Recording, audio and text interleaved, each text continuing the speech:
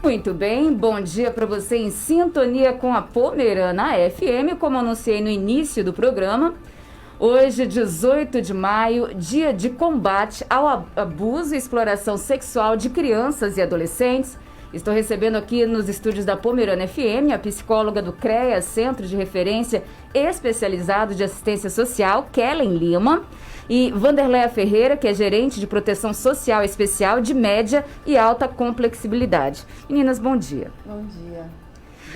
Bom dia, Marcinete. Bom dia a todos os ouvintes da Rádio Pomerana. Estamos aqui representando a administração municipal de Santa Maria de Jetibá, na pessoa do nosso prefeito municipal, senhor Hilário Repique, e vice-prefeito Florentino Alves, e através da Secretaria de Trabalho, Desenvolvimento e Ação Social, eu cumprimento a todos os ouvintes da Rádio Pomerana.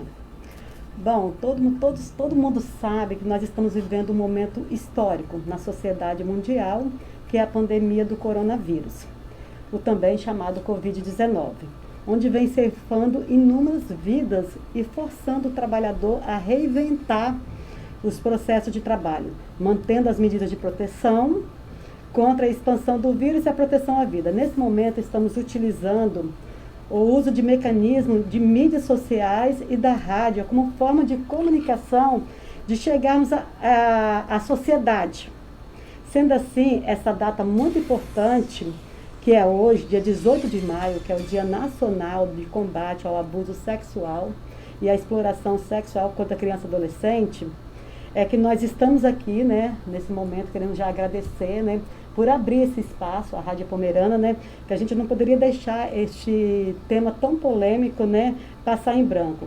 Então é por isso que nos trouxe aqui, porque realmente nós estamos juntos nesse enfrentamento ao combate ao abuso sexual e à exploração sexual contra criança e adolescente. Passo agora para a nossa psicóloga Kellen. Bem, como você citou aí, né, graças a Deus hoje temos as mídias, né, a comunicação, e esse assunto é mais debatido. Mas esse problema vem de antepassados. Na civilização, quando os portugueses chegaram ao Brasil, quantas índias, as negras que foram estupradas, né, pelos senhores feudais, e a liberação dos escravos só tem 150 anos, né, onde crianças, mulheres, principalmente crianças, meninas, eram exploradas sexualmente, né? E por que o dia 18 de maio, então, Kellen? É muito interessante a sua fala, Marcinete. Eu acho que não tem como falar desse assunto sem falar isso, né? Da cultura do estupro que nos acompanha, né? Enquanto sociedade, há tanto tempo. Mas eu acho que a gente vai ter oportunidade de trocar essa ideia hoje. Estou um pouquinho nervosa, minha boca seca. Mas eu acho que respirando devagar e juntas aqui, né? Somos todas mulheres aqui nessa sala. A gente vai conseguir bater um papo legal e informar aí a sociedade pomerana, né? Quem estiver nos ouvindo. Então, 18 de maio, ele foi instituído no ano 2000 como um Dia Nacional de Enfrentamento e Combate ao Abuso e Exploração Sexual. Que é uma forma, né, de convocar a sociedade brasileira ao engajamento pelo fim, né, da violência sexual. E 18 de maio é uma data que tem que ser lembrada, principalmente por nós capixabas, que diz do desaparecimento de uma menina de 8 anos, Araceli Cabreira Sanches Crespo, que eu acho que hoje vai ser um dia que esse nome vai ser dito muitas vezes, e eu acho que tem que ser dito em alto e bom som, porque esquecer é permitir e lembrar é combater.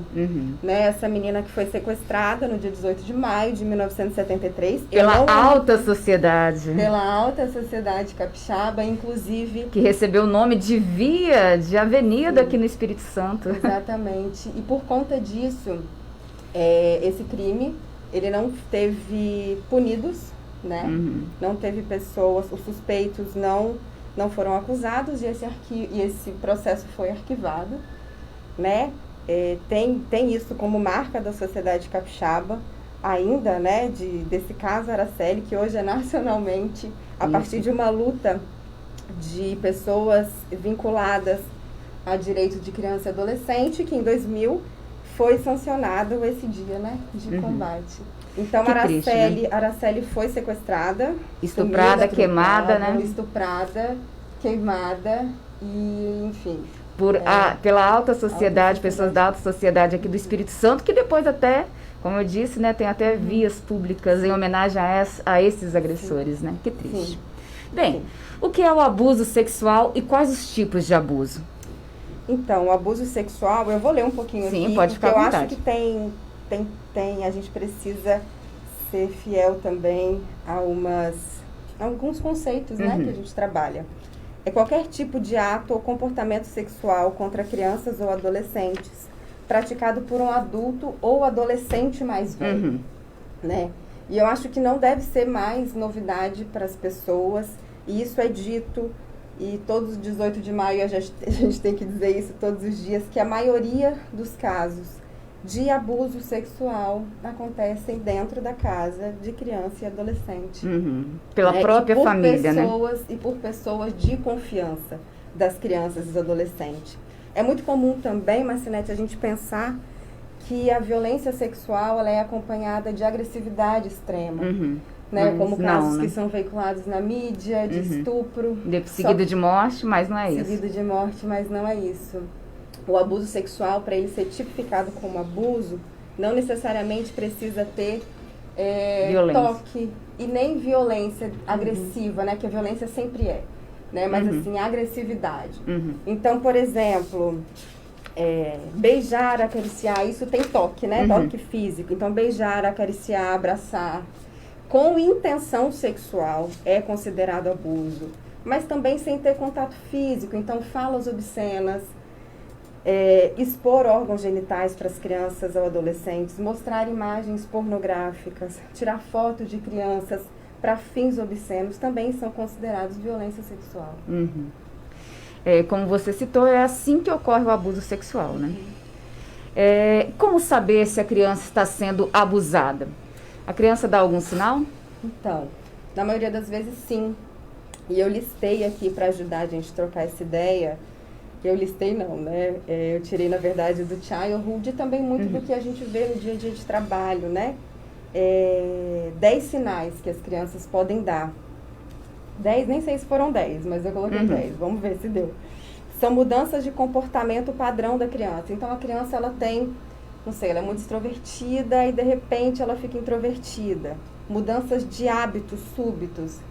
Falta de sono, falta de concentração, uma aparência mais descuidada, mais entristecida, são indicativos, né, de que pode estar acontecendo alguma coisa errada. Comportamentos infantis repentinos. Então, por exemplo, a criança ou adolescente já passou por uma fase, não sei... De fazer xixi na cama, por exemplo. Desfraude, não faz mais xixi na cama e de repente volta a fazer. São sinais de alguma coisa errada. Comportamento hipersexualizados, que não condizem, né, com a idade...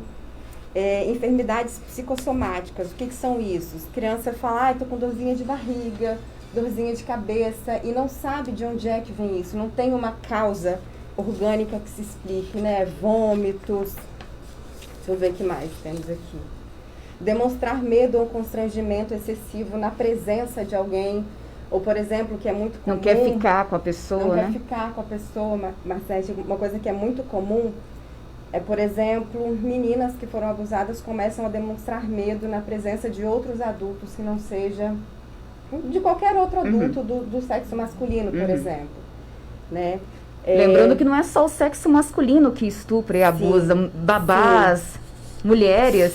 Sim, tem, né? Todos os gêneros são violadores e violados dessa violência, né? Mas a gente não pode deixar de dizer... o porquê eu acho que a gente enfatiza essa questão de gênero, né? Eu trouxe uma pesquisa aqui, que ela não é tão atual, mas pelo que eu entendi, é uma que é bastante usada, de um jornal importante de 2018, que é um mapa do gênero dessa violência. Por isso que fala, né? Mais do homem, né? Porque... Isso. 74% das violências foram sofridas pelo sexo feminino em crianças, 25% do sexo masculino.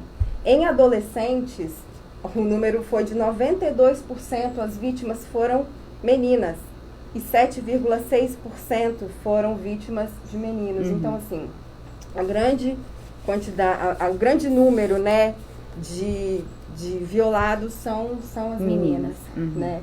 Isso... É triste nascer mulher, né? Não é fácil. Não é Eu acho fácil. que não diria que é triste, mas não é fácil, é uma luta, né? Como a gente fala desse estigma, e dessa cultura de estupro, quantas e quantas mulheres que só na idade adulta acabam revelando, né, que foram abusadas por algum parente, né? Isso fica em segredo para dentro dela, trazendo transtornos psicológicos, né, a vida toda. E às vezes ela nem conta para ninguém, mesmo adulta, né? Mas traz diversos problemas psicológicos. Isso diz também de um tabu de falar sobre essa questão da sexualidade, e mais que isso, como a gente estava conversando, né, Marcinete, sobre esse assunto da cultura, de quando muitas vezes essa mulher, ou essa menina, né, estamos falando de meninas, adolescentes, elas são deslegitimadas quando fazem algum tipo de acusação. Tá, né? Mentindo, quer aparecer. Ou tá mentindo, mas peraí, você foi violentada, mas que hora você saiu de casa? Qual era o tamanho do seu short? Né? Então, assim, essa menina, ela é questionada sobre a roupa que ela estava usando, sobre aonde ela estava, né? Vitimizando de novo. Então, ela é vítima de uma violência e, de novo ela é revitimizada quando a sociedade aí acaba se sentindo culpada. Acaba se sentindo culpada, e isso não ajuda nem um pouco em fazer denúncias, né? Em procurar ajuda. Então, assim, hoje, aproveitando esse dia de combate, eu acho que uma frase que a gente tem que repetir é: a culpa não é da vítima. Nunca. Nunca. Né? Agressor é quem agressor, enfim, agressora é quem violenta sexualmente. Não tem espaço para a gente perguntar para a vítima ou culpabilizá-la. Né? Por isso que até hoje tem muitas mulheres que não fazem a revelação. Sim. Aí depois, mulheres famosas mesmo, né? Só depois de mais velhas, que se sentem seguras, sabem que a culpa não é dela, aí que vem à tona, né, esses movimentos todos. E tem essa coisa, né, de caramba, será que eu fui culpada? Nossa, eu sofri uma violência. Imagina uma adolescente sofrer uma violência. Será? Mas será que eu não chamei muita atenção? Será? Então, essa culpa que ela é social, ela acaba sendo introjetada também. Às vezes tem medo de contar para a mãe também, né? Da mãe não acreditar que o próprio pai, ou o irmão, ou o tio fez aquilo, né? Sim. E o que é a exploração sexual? A exploração sexual, eu vou ler a minha colinha também, ela caracteriza-se pela utilização sexual de crianças e adolescentes com intenção de lucro ou troca financeira de qualquer espécie. Ela acontece, né, de quatro formas. A exploração sexual, e nesse ponto é importante dizer que durante um tempo, isso até era dito, né, prostituição infantil. Não existe esse termo mais. Hoje em dia se entende exploração sexual. Sim, porque prostituição é quando a pessoa quer, né? Sim. E normalmente o que acontece é que existe um aliciamento dessa criança, desse adolescente, muitas vezes por problemas sociais, ou seja, de pobreza, extrema pobreza, que fazem com que essas crianças acabem sendo vítimas dessa violência. Às vezes, em alguns lugares do Brasil, até os pais são coniventes, né, com a exploração de meninas para... Sim. Esses pais, na maioria das vezes, estão inseridos num contexto social de extrema pobreza. Então, assim, é um problema social muito grande, né? Aqui a gente tem que falar dele, apesar de difícil, né? Como eu disse, a gente tem que falar em voz alta o nome da Araceli para a gente lembrar dela e lembrar de todas as meninas e meninos que passam por essa violência, para combater, né? A cada 10 mulheres, a cada 100 mulheres, acredito que 70% das mulheres já sofreu algum tipo de abuso, ou estou errada? Então, eu não sei de fato sobre essa porcentagem, mas eu tenho alguns números aqui. Como está a situação no Brasil, no estado e aqui no nosso município, porque a gente sabe que tem que proteger a criança para não ser vítima da sociedade, a adolescente, aquela que é abusada. Mas a gente sabe que existe muitos casos, principalmente aqui no nosso município também, né? Existe. Tem um dado importante, ontem teve um evento do Maio Laranja, né, que foi um evento estadual que a gente participou, e eles trouxeram um dado que a cada hora 3 crianças são violentadas sexualmente no Brasil. E se a gente fala que são 3 crianças e tem essas estatísticas, que é 92,4% do sexo feminino, então dessas 3 crianças, quantas que são meninas, né? Então no Brasil tem esse dado que é alarmante. Nesse mesmo evento, se eu não me engano, quem trouxe essa informação foi a secretária estadual de assistência social, que ela falou que de 2019 a 2020 foram registrados nos CREAS de todo o estado do Espírito Santo 1.512 casos de violência sexual. Então, assim, há uma notificação, né? Eu acho que a gente tem avançado muito enquanto sociedade na notificação da violência. Só que a gente sabe também que há uma subnotificação, ou seja, muitos casos não são notificados. Um exemplo disso, assim, né? Interessante, né? Muito triste, na verdade. No dia 16 agora de maio, teve essa notícia dessa menina que faleceu ontem, eu acho, em Ecoporanga, após ter sido vítima de estupro, né? Enfim, acabou falecendo por tamanha agressividade. Mas eu estava lendo a matéria hoje pela manhã, antes de vir, e li que ela só foi notificada porque ela deu entrada no hospital. Então, assim, muitas dessas notificações de violência vêm também do hospital. Então, ou seja, nem da família, né? Nem da família. E aqui em Santa Maria de Jetibá aconteceu, se eu não me engano, ano passado, não sei se era adolescente, mas uma deficiente física foi abusada dentro da própria casa e teve um filho, né? Não está longe da gente. Sim, isso acontece, né? Ano passado, a gravidez, eu não sei se foi ano passado, né? Que foi tema de protestos, a menina que ficou grávida, foi estuprada, teve que levar para outro estado para fazer o aborto, porque aqui, né?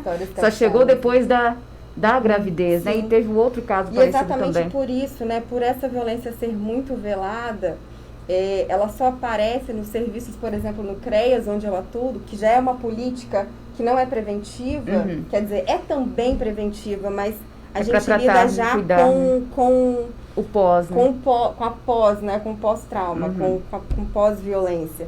Então, assim, por exemplo, essa menina, né, que está tão marcado no nosso corpo, né? Estava sendo culpada ainda, né? Quantas pessoas culparam essa menina grávida, né? E não quiseram que ela abortasse, quiseram que ela tivesse o filho. É triste ver isso, né? Sim, é bem complexo. Ainda mais não era só as pessoas ver entidades religiosas indo atrás e pressionando para que, né? Mais uma vez culpabilizando a vítima. Nesse sentido. Então, assim, as notificações, antes de elas virarem, por exemplo, casos de hospital, por exemplo, essa menina de 6 anos, poxa, provavelmente as violências, elas não são pontuais, muitas vezes, principalmente as que acontecem dentro de casa. Também tem índices sobre isso que elas se repetem. Então, assim, quantas vezes isso aconteceu dentro de casa até ela ser hospitalizada? Isso, assim. Então, por isso, a necessidade de denúncias, né? Para que isso vire números, isso vire também dados para que se possa fazer políticas públicas afirmativas. O que é isso, né? É política pública de prevenção, para que isso não ocorra. E isso não está no problema, isso está no problema da pessoa mesmo, né? Porque hoje em dia muitas mães trabalham, mas acontecia antigamente. Sempre. Então, as pessoas hoje, talvez acontecia até mais antigamente, mas acontece que isso ficou velado. Quantas e quantas mulheres não têm coragem de falar que foram abusadas, né? Sim. E uma lei que chegou para proteger foi bem tarde, como se vê hoje, né? Antigamente as meninas estupradas eram até obrigadas, às vezes, a casar em certa cultura com o seu estuprador, né? Em alguns países a gente vê isso. É interessante você falar isso de casamento, que eu fiquei, enfim, lendo umas coisas para trazer, para a gente trocar essa ideia. E eu vi uma reportagem que diz que o Brasil recente, tá? Não sei de que ano que foi, mas foi bem recente, talvez 2020. Que o Brasil ocupa o 4º lugar no mundo inteiro em números absolutos de mulheres casadas até os 15 anos. É muito 4º grande. lugar. Então, assim, que infância é essa que tem sido roubada, né? Essa frase de efeito, né? Essa infância roubada de que meninas muito novas que se casam, né? E muitas vezes para conseguir uma emancipação aí, que a família provavelmente tem problemas financeiros, então assim, para conseguir essa emancipação financeira, ou mesmo é isso, né?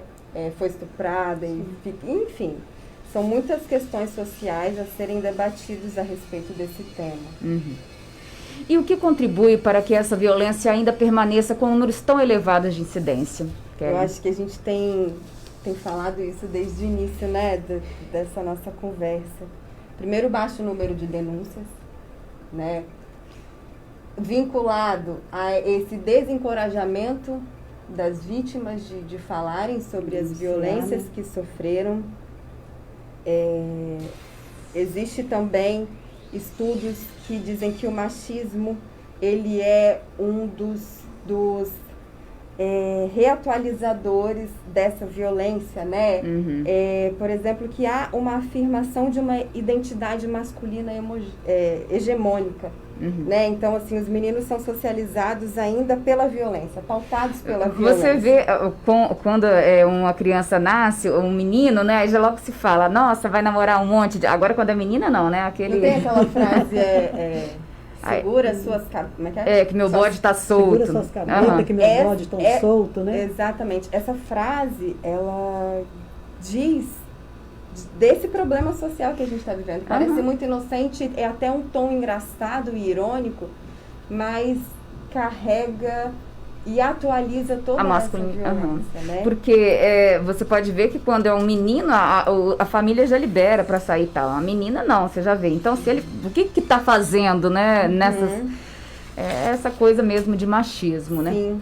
Sim. Então, estudos dizem, né, que isso também que é a forma, né, assim, que está incrutido na nossa sociedade. De atualização dessa violência, né? De que isso não seja passado para trás. E como que está em relação às penas, né, para essas pessoas? Hoje, penas mais duras, por exemplo, tanto para abuso sexual quanto para exploração sexual de crianças e adolescentes? Marcinete, vou ser bem sincera com você. Eu não sei dizer essas informações de fato, trazer essas informações com riquezas de detalhe. Que às vezes quando a pena é tão branda, né? Parece que... Sim. Eu acho que isso seria uma conversa muito interessante de um ator que faz parte da rede de proteção de crianças e adolescentes, que é a segurança pública, né? É também o fórum. Mas né? Estão sendo punidos. Público. Com certeza. Essas pessoas estão sendo punidas. Com certeza. Né? As pessoas estão sendo punidas, mas porque está na rede de proteção, então assim, é um crime tipificado em lei e é punido. E como podemos prevenir, combater e enfrentar essa violência? Eu acho que a maior forma de se fazer isso é pela informação, né? E é também, principalmente, é uma mudança, é uma tentativa de uma mudança cultural desse pensamento social, né? Da naturalização dessa violência. Né? Uma outra coisa que eu acharia importante de falar disso, que uma das principais formas de combater a violência também é pela informação e desmontar toda a tentativa, né? E esse exercício de desmontar esse pensamento social e cultural da naturalização dessa cultura, né? É isso, não erotizar os corpos de crianças, né? Da menina, principalmente. Fala-se muito de novinhas e tem... é porque as novinhas, e tem músicas que falam sobre isso. Né? Então, assim, primeiro mudar o pensamento, informar, falar a real. né? Mas, Sem tabu. Até então, quando eu estudava no ensino primário, fundamental, tá? Nunca foi repassado naquela época, por exemplo, como está na escola hoje essas informações. Existem cartilhas de onde pode ou não tocar esses assuntos, porque é na escola, né, que as crianças, às vezes, as professoras veem desenhos e tal. Antigamente não tinha essas coisas na escola. Vou dizer uns 10... eu acho que é bem recente. Estão se trabalhando com as crianças nas escolas? Há uma fonte de enfrentamento, uma frente de enfrentamento muito grande pela educação sexual. Né? É falar de sexualidade nas escolas, da sexualidade infanto-juvenil, que é diferente da sexualidade adulta, né? Para falar do funcionamento do corpo, a construção da sexualidade, para colocar em xeque e em pauta tudo isso que a gente está conversando. Né, da cultura, do machismo. E isso é papel também da educação. Por exemplo, o CREAS já fez esse trabalho nas escolas aqui de Santa Maria de Jetibá, por vias municipais, de falar, isso não pode, ou palestras para esse tipo de criança, porque quanto mais novinho, eu acho que já tem que chegar, não pode tocar nessa parte, ninguém. Sim, o conhecimento do corpo da criança é muito importante para que ela se autorize de que, o corpo é meu, né? E a gente teve uma experiência interessante do CREAS nas escolas, né? Enfim, em épocas que não... fora da pandemia. Sem pandemia, quando lá naquela época que a gente não tinha pandemia, a gente fez uma ação na escola Graça Aranha, e que a consequência, né, o efeito dessa ação foi a gente fez um livro, na verdade, que os adolescentes eram adolescentes de 15 a 17 anos, se eu não me engano. E eles fizeram muitas perguntas pra gente sobre esse assunto, porque foi feita uma demanda para que a gente fosse à escola falar sobre isso. Mas então, e com as criancinhas? Porque quando a criancinha que acontece esse abuso aí de tio, pai e tal, como que está sendo feito para trabalhar esse assunto? O que foi feito para trabalhar esse assunto? É porque nessa faixa de bem inocência, onde a criança não tem ideia de que aquilo não pode ou não pode, é que muita coisa acontece, né? E acaba não falando para os pais. E algum trabalho nessa faixa etária está sendo feito? Articulação com a escola. Eu estou em Santa Maria, eu não sei há quanto tempo, mas a gente não fez ainda de fato com as crianças. Então, é com esse grupo que me preocupa, né? Porque depois de adolescente, a gente já tem noção de alguma, mesmo que tenha medo. Mas as criancinhas inocentes, elas não têm noção. Sim, elas não têm noção. Os pais não conversam. É importante de educação sexual e ter um ambiente acolhedor em casa também, né? É muito importante que os pais entreguem esse ambiente acolhedor e seguro para que as crianças possam livremente fazer perguntas sobre isso e não se colocar em risco, né? Porque a gente vê também são adolescentes muito eu falo, porque eu trabalho bastante com adolescentes, né? Que se colocam em risco exatamente por não saber, pelo não conhecimento, porque não é dito, porque é tabu conversar sobre isso em casa. Com certeza. Mas e o que a gente está vendo agora, foco novamente, é a menina de 6 anos, 4 anos, sendo estuprada e morta. Aí, foco novamente nesse assunto, porque deve ter ali desde já da pré-escola, como é, prézinho, né? Cartilhas ou algo que, né, palestras, ou a mãe ensina em casa, olha, não pode tocar, não pode acontecer isso, né? De conversar com essas crianças, né? Acredito eu, né? Isso não pode, ninguém pode fazer com você. Quanto menor a criança, mais vulnerável ela tá a essa violência, né? E assim, os olhos e a proteção delas é nosso, né? É do adulto, né? Quem vai observar que está com um comportamento diferente, que está chorosa demais, que está entristecida. É a família. Então quem diz isso, né? Que precisa observar e procurar formas de entender o que está acontecendo com a criança é a família. E se por acaso a pessoa que está nos ouvindo estiver sofrendo essa violência, ou conhecer alguém que esteja sofrendo, o que fazer?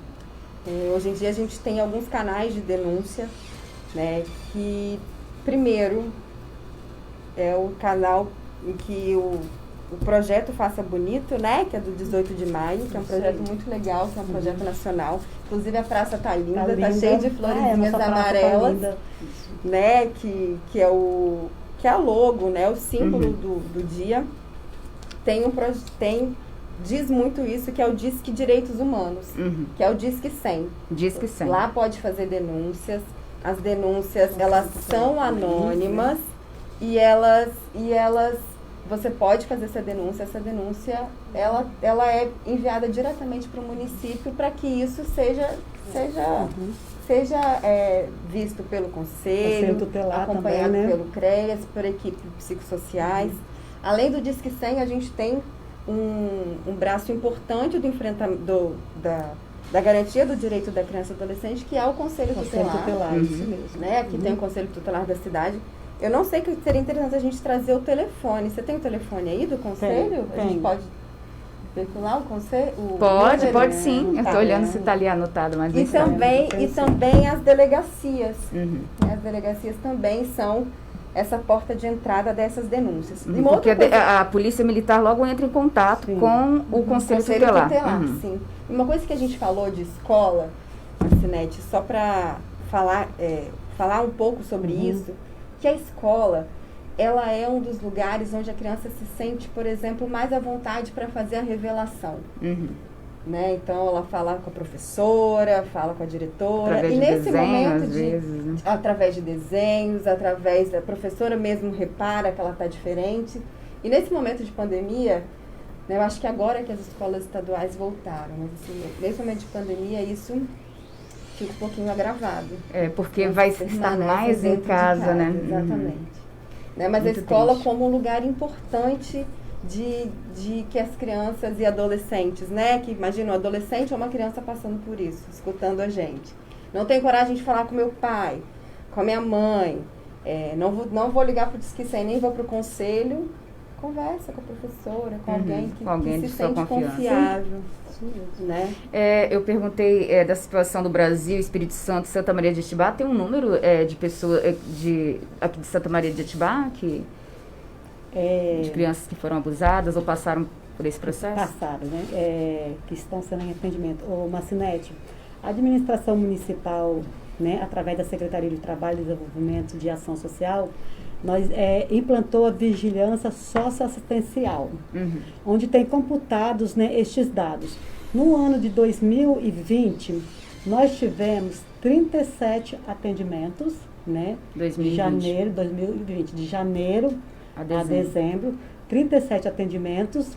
E tivemos de contato telefônico também, de janeiro a dezembro de 2020, 17. Já agora, de janeiro a abril de 2021, nós já tivemos 17 atendimentos, tá? Já tivemos 17 atendimentos. Então, assim, nós temos, né, esses dados no CREAS, sim, né, que são dados que estão em atendimentos. E como é o atendimento às vítimas depois? Então, como é que funciona, Marcinete? Primeiro, as vítimas de violência, elas passam por essa... É muito importante que a gente fala muito da denúncia, né? Mas uma outra parte importante é se descobriu a violência, primeiro passa pelo Conselho Tutelar. Vou passar depois o telefone, tá? Passar o telefone do vou passar do Conselho Tutelar e do CREAS também. Enfim, aí tem a coleta de provas, né? Leva para fazer exame. Ou se não que é bem triste para a vítima também, né? Sim. E é muito importante também que passe por hospital para fazer uma coisa muito importante, que é a profilaxia. Né? A profilaxia seriam as medidas ali imediatas pós-exposição à violência sexual. Que só funciona por alguns dias, 2 semanas, né? Porque se o caso for antigo, já não funciona, né? Sim. Então, assim, tô fazendo um exemplo de uma violência agressiva que teve, por exemplo, de um estupro. O Conselho Tutelar faz o exame, profilaxia, aí passa para o CREAS, né, para o acompanhamento familiar, psicossocial.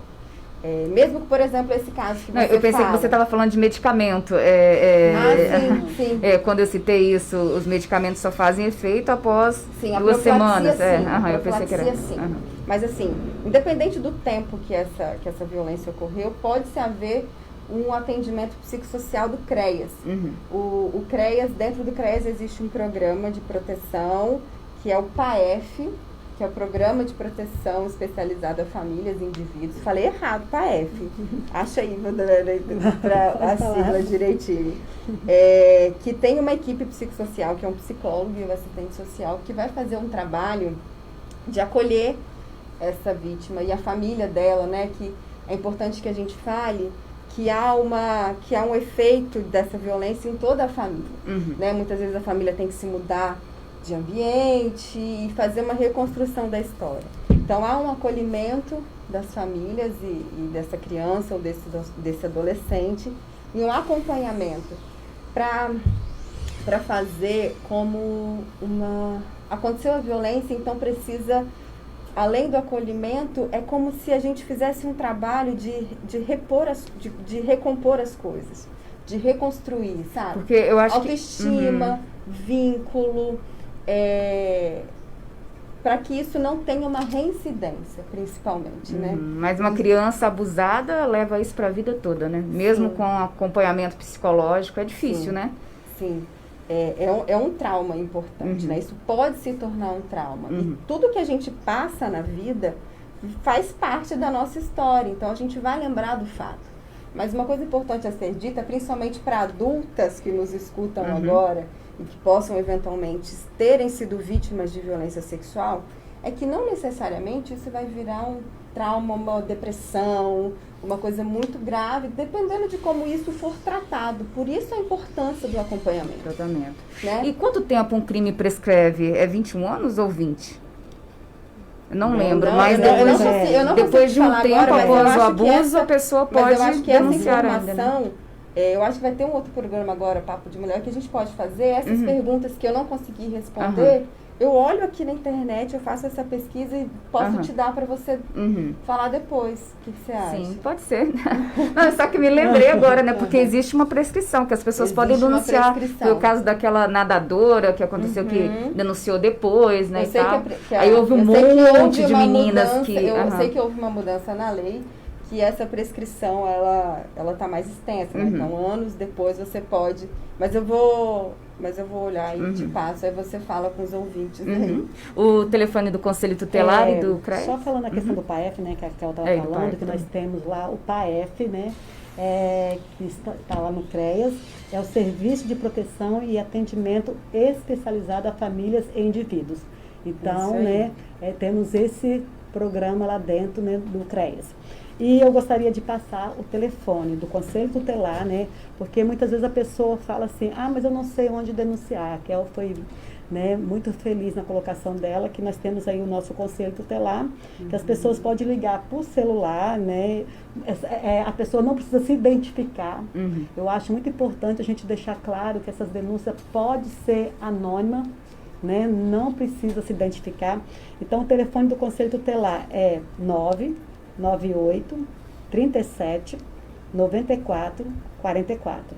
Também tem o telefone fixo do Conselho Tutelar, que é 3263 4899. Lembrando que esse telefone do Conselho Tutelar, o celular, ele é plantonista, ele funciona 24 horas. Então, assim, 24 horas esse telefone está disponível para a sociedade. E nós temos o telefone do CREAS também, né, que é o fixo, 3263 4887. E temos o celular, que funciona também de segunda a sexta, que é o 997 24 11 32. São os telefones de contato. Lembrando que, às vezes, como você citou, nosso programa já está extenso já, que acontece, não chega às vias de fato a penetração, mas que acontece dentro da família, que um tio, avô, pai, acariciou meninas e tal. Aí a família até que tem conhecimento, mas não quer levar isso porque vai machucar uma mãe ou a avó e tal. Aí deixa isso dentro da família. A importância de denunciar é que essa pessoa ela vai continuar fazendo esses atos com outras crianças, né? Sim, exatamente, está certíssimo. E a gente toma todo o cuidado para que isso não seja mais violento e mais traumático do que foi. Então, assim, a gente cuida também da mãe, do familiar que vai lá, de todas essas relações familiares, para que isso não seja também rompimento de vínculos familiares muito graves, né? Agradeço a participação de vocês, um bom dia. Eu que agradeço. Queremos, no nome da nossa secretária de Trabalho e Desenvolvimento e Ação Social, a senhora Neucelina Espíndola, agradecer a todos vocês, né, da Rádio Pomerana, por nos abrir esse espaço tão precioso e por nos dar essa oportunidade. Nosso muito obrigada. Obrigada a vocês, um bom dia.